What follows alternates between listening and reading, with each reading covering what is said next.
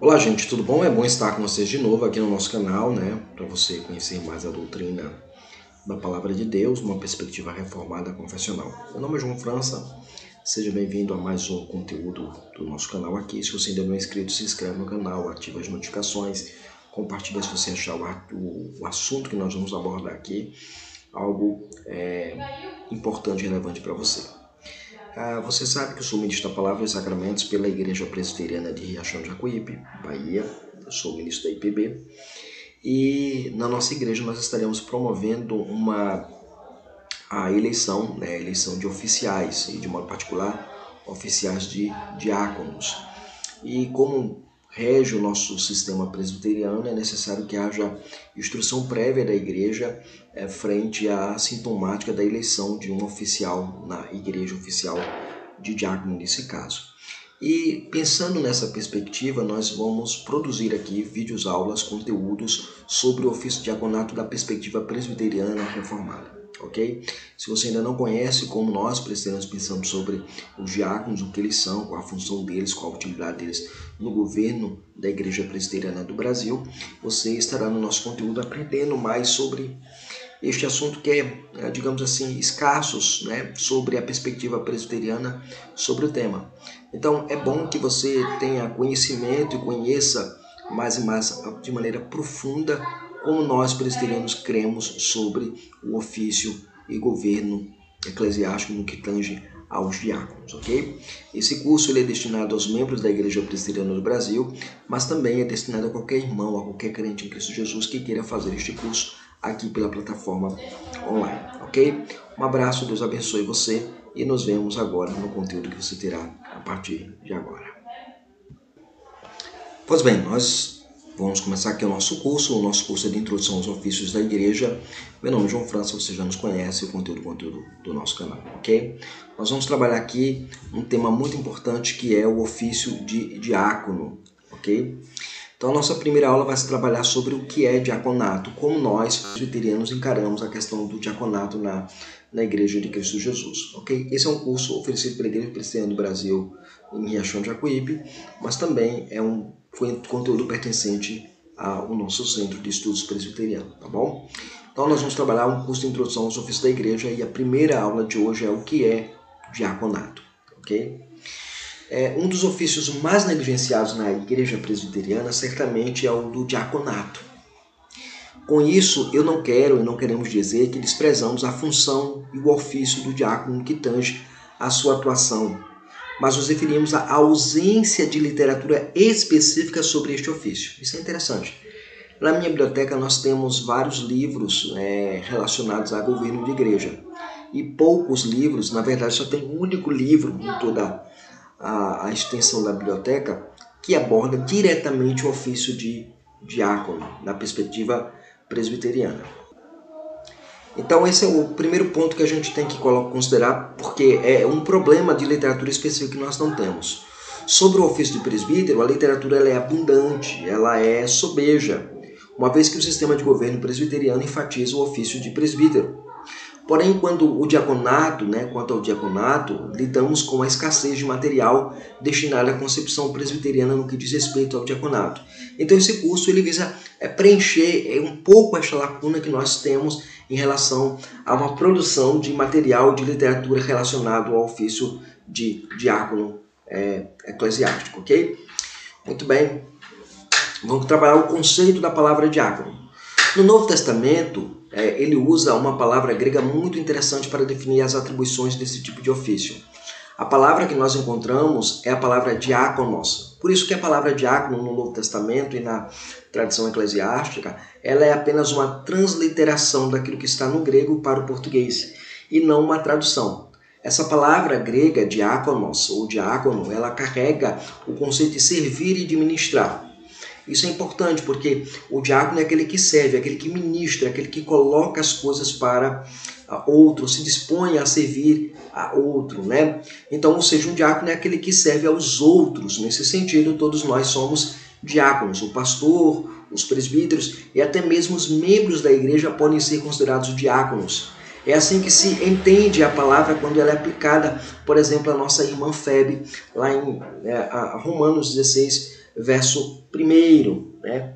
Aquele texto diz o seguinte: recomendo-vos, pois, Febe, nossa irmã, a qual serve na igreja que está em Secreia.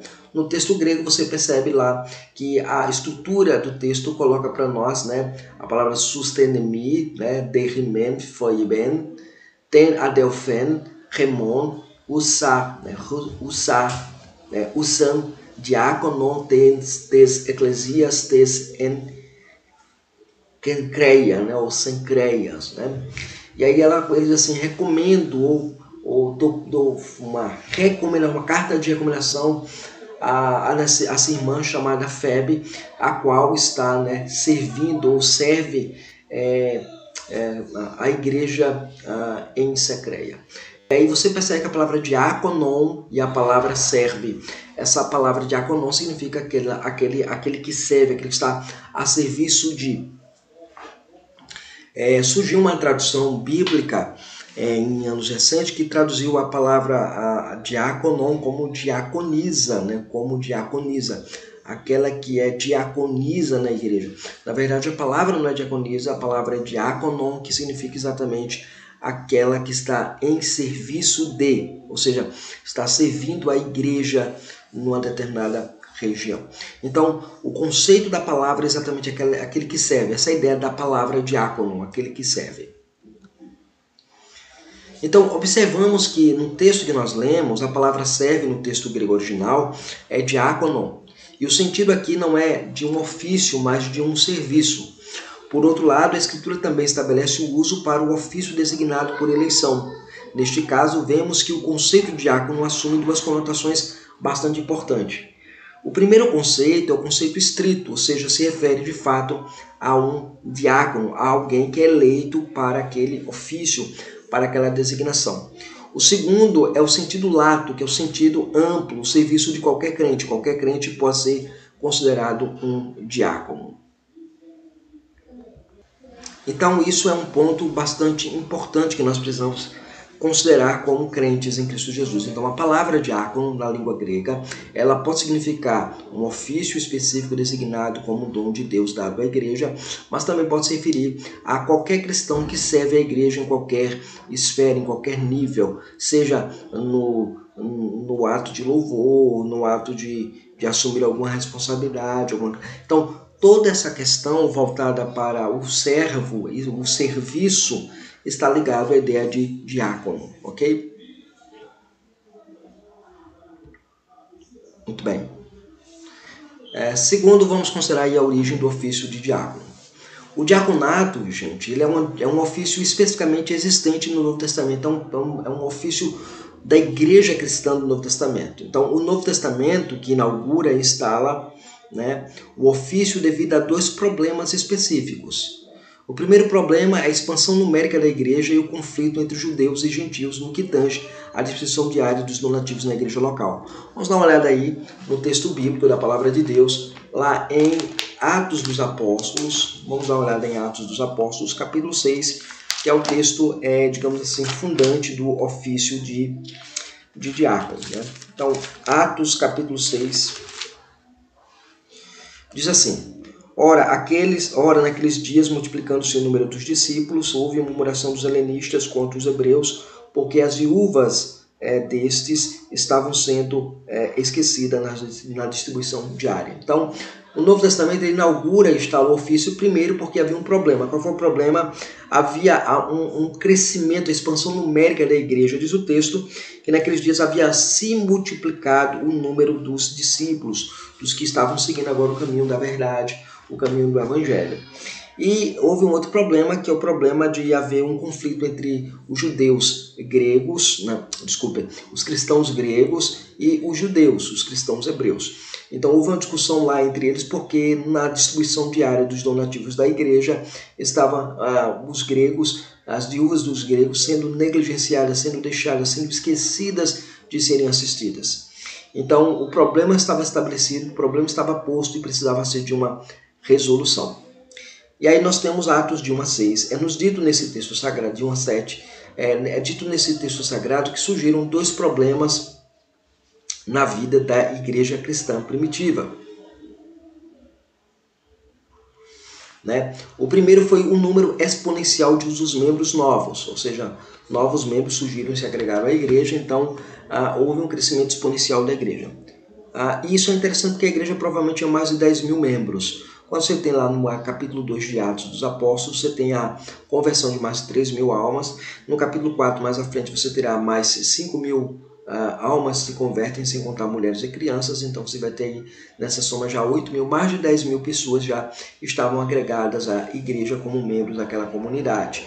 E aí é interessante porque o crescimento numérico, ele traz a bênção de um crescimento visível aos olhos de Deus, mas ao mesmo tempo o crescimento numérico traz também problemas e dificuldades a serem solucionados e resolvidos com a sabedoria que Deus deu também à igreja. Lembremos que a multiforme sabedoria de Deus, como Paulo vai dizer lá em Efésios, está presente na vida da igreja. E daí a igreja tem que ter sabedoria de como lidar com as situações adversas que vêm sobre ela. Quando se há um crescimento existente, também há uma multiplicação significativa das dificuldades e dos problemas na vida da igreja. E o segundo problema foi a murmuração dos crentes não judeus contra os crentes judeus, pois as viúvas dos primeiros estavam sendo negligenciadas na distribuição diária, diz o verso 1 desta passagem. Então, quando você considera a Escritura como um todo, ela mostra para nós o surgimento e a necessidade de surgimento deste ofício chamado ofício de diácono. A segunda questão que a gente precisa considerar é que surgiu o problema e você vai ter a convocação apostólica no verso número 2. No verso 2, nós lemos o seguinte: então os 12 convocaram a comunidade dos discípulos e disseram: não é razoável que abandonemos a palavra de Deus para servir às mesas. E aí o primeiro passo dos apóstolos para resolver aquela situação foi convocar uma assembleia eclesiástica para resolver o problema. Notemos aqui que, dentro da perspectiva bíblica, não é a assembleia que decide de alguma forma fazer aquilo. Mas veja, há de fato a ideia de um colegiado que convoca a assembleia para resolver o problema, para resolver a dificuldade, para resolver aquela demanda da igreja de maneira natural. E isso é feito através de uma liderança representativa, uma liderança colocada para dirigir e conduzir a igreja nessa perspectiva de resolução do problema. E nesta convocação eles declaram que não seria prudente, por exemplo, abandonarem a vocação que tinham recebido de Deus para se dedicarem a observar, né, quem deve ou não receber uma cesta básica ou os recursos necessários à manutenção, né? Pois eles deveriam se dedicarem prioritariamente à pregação da palavra. Então, aqui o autor bíblico, o Lucas, narrando a história da igreja, ele começa a mostrar que o problema na igreja iniciante estava vinculada à multiplicação das pessoas. Os problemas vieram e entre eles estava um problema de conflito de relacionamento interpessoal que precisava ser resolvido. Por outro lado, os apóstolos não poderiam assumir mais dali em diante o passo de cuidar das necessidades da igreja. Lembremos que no capítulo 4 de Atos dos Apóstolos é dito que os discípulos vendiam suas propriedades e depositavam os pés dos apóstolos à medida que alguém tinha necessidade. E agora, os presbíteros daquela ocasião, os apóstolos, eles percebendo essa dificuldade de lidar com o problema, eles decidem convocar a assembleia para ver a melhor maneira de como resolver o problema daquela comunidade pactual.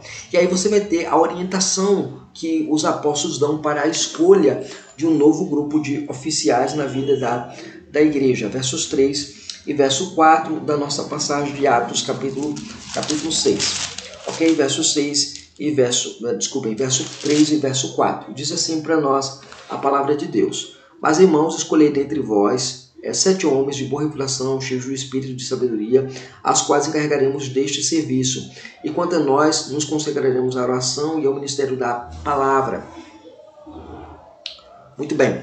E aí você tem agora, os apóstolos, eles agora decidem orientar a igreja no processo da escolha daquele grupo específico de oficiais que iria se dedicar a este serviço, à diaconia de maneira específica.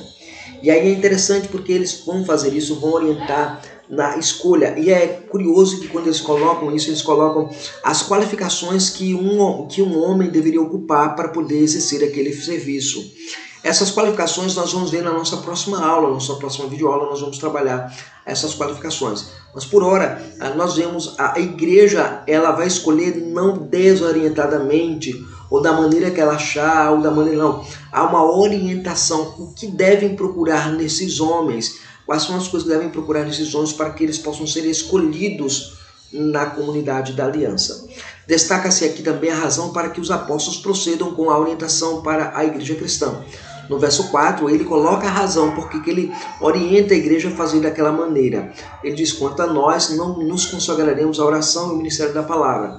Ou seja, o ofício do diaconato serve também ao ministério da palavra, pois os diáconos, no uso dos seus dons, viabilizam aos presbíteros docentes, inclusive regentes, a possibilidade de se dedicarem ao ensino da palavra e à oração. Então, para eu poder me dedicar à oração, à palavra, ao evangelho, eu preciso dos diáconos para que eles possam desenvolver um trabalho adequado na vida da igreja, para que amanhã ou depois ninguém vai procurar o pastor por causa de uma cesta básica, por causa de uma conta de energia, por causa de um problema de saúde, a aquisição de medicação, a quem entregar a cesta. Então, estas questões são resolvidas pela chamada junta diaconal, que não é outra coisa senão um conselho diaconal. O conselho, a junta diaconal, eles devem ter essa autonomia em relação ao seu serviço, ao seu trabalho de diácono. Então, os diáconos, no seu uso dos dons, eles possibilitam que os presbíteros fiquem desimpedidos para se dedicarem ao ensino, à pregação da palavra e à oração. E aí nós chegamos aí no ponto da eleição dos diáconos, verso 5 até o verso número 7 do capítulo 6 de Atos dos Apóstolos. Ao parecer, agradou a toda a comunidade, elegeram Estevão, um homem cheio do Espírito Santo, homem cheio de fé e do Espírito Santo, Filipe, Prócoro, Nicanor, Timão, Parmênias e Nicolau, prosélito de Antioquia. Eles apresentaram-nos perante os apóstolos e esses, orando, lhes impuseram as mãos. Cresciam a palavra de Deus e em Jerusalém multiplicava-se o número dos discípulos. Também muitíssimos sacerdotes obedeciam à fé. Agora nós lidamos no nosso texto com a escolha dos homens para exercerem o diaconato na igreja primitiva. Destaca-se neste bloco do texto sagrado que a escolha é realizada pela própria igreja. E aqui é o ponto interessante. Quem escolhe o seu oficial na sua igreja deve ser a assembleia, o povo reunido. A igreja reunida deve escolher os seus oficiais. Não é o corpo diretivo, não é o corpo diretor que impõe qualquer oficial à sua comunidade. Isso não tem respaldo nas escrituras. Conquanto haja administrações em relação a alguns fatores nas igrejas locais, é necessário entender que na escolha, na eleição e na instalação desses oficiais, presbíteros e diáconos, é necessário que a igreja, a voz da igreja seja ouvida através do sufrágio, através da eleição. Um outro detalhe interessante que se destaca aqui é que diz que se fizeram eleição ou elegeram. Essa palavra eleição aí vem de uma raiz verbal lá na língua grega, que descreve levantar com a mão. Não era um sufrágio secreto como acontece nas nossas igrejas, mas era um sufrágio aberto, onde a igreja com maturidade fazia a sua escolha. Ok? Então, o que acontece? Os apóstolos poderiam indicar e estabelecer homens para este ofício de maneira absoluta. Nós vamos escolher os homens. Os apóstolos poderiam ter dito isso. Mas não, pelo contrário, eles optaram para que a igreja tomasse lugar no processo de eleger homens que deveriam se dedicar a este ministério do diaconato. A igreja escolheu 7 homens conforme foi orientada a fazer. Um outro ponto importante. Ela é orientada a escolher 7 homens e ela escolhe 7 homens. Ela é orientada a fazer exatamente da maneira como os apóstolos haviam determinados. Então nós aprendemos que a igreja ela precisa de um conselho diretor para orientá-la nas decisões que ela precisa tomar. Daí o sistema presbiteriano provê esse recurso. Os presbíteros indicam, estabelecem, colocam para a igreja, ensinam a igreja como nós estamos fazendo agora, ensinando a igreja a quem escolher e como escolher para que a igreja faça uma escolha sábia, sadia e orientada pela palavra de Deus para o bem da igreja de Jesus. Veja, a igreja escolheu 7 homens conforme foi orientada em Atos capítulo 6, verso 3. Não se sabe ao certo porque limitou-se a escolha desses 7 homens dentro da perspectiva bíblica. Há muita conjectura sobre isso. Alguns acham que a escolha do número 7, 7 homens, tem a ver com a ideia dos 7 dons que o Espírito Santo confere. Diversos textos bíblicos parecem indicar isso. Há também quem pense que esses 7 homens são escolhidos porque é uma maneira que a igreja copiou um rito pagão dos 7 dispenseiros dos templos pagãos e trazendo para a cristianização da igreja. Isso acho que é fora de nexo, porque não acredito que a igreja tenha feito isso. Por outro lado, há aqueles que pensam que a escolha dos 7 era a escolha que indicava a perfeição da vontade divina. Talvez seja uma possibilidade. O fato é que nós não sabemos exatamente porque eles limitou-se aquela escolha a 7 homens. E daí nós concluímos o nosso estudo colocando para vocês o seguinte, que o estudo de hoje procurou apresentar de forma resumida o conceito e o surgimento do ofício de diácono na igreja cristã primitiva. Vimos que o termo diácono é uma transliteração do vocábulo grego diácono, né, que significa aquele que serve. Também nós observamos nesse estudo que o ofício de diácono o ofício do diaconato ele é tipicamente cristão. A igreja cristã, na perspectiva do Novo Testamento, inicia este ofício na vida dela devido a 2 fatores que ocorreram naquele primeiro momento. Primeiro, a multiplicação dos discípulos e segundo, o conflito que foi resultado deste crescimento. E aí o que é que a gente tem aqui, irmãos? Nós temos exatamente esse resultado, esse crescimento da igreja se cresce de maneira exponencial e a igreja precisa atender às suas demandas, colocando de fato um ofício que de fato corresponda a essas necessidades que a igreja tem enfrentado.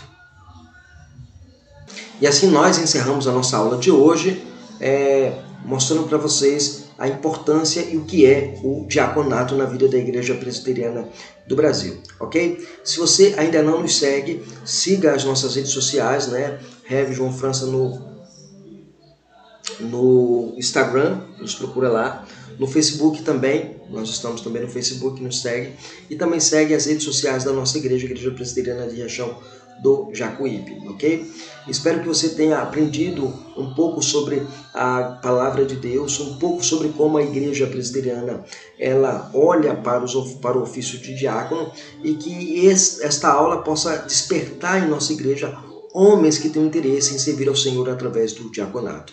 Deus abençoe você, nos vemos na próxima aula, para a glória de Deus.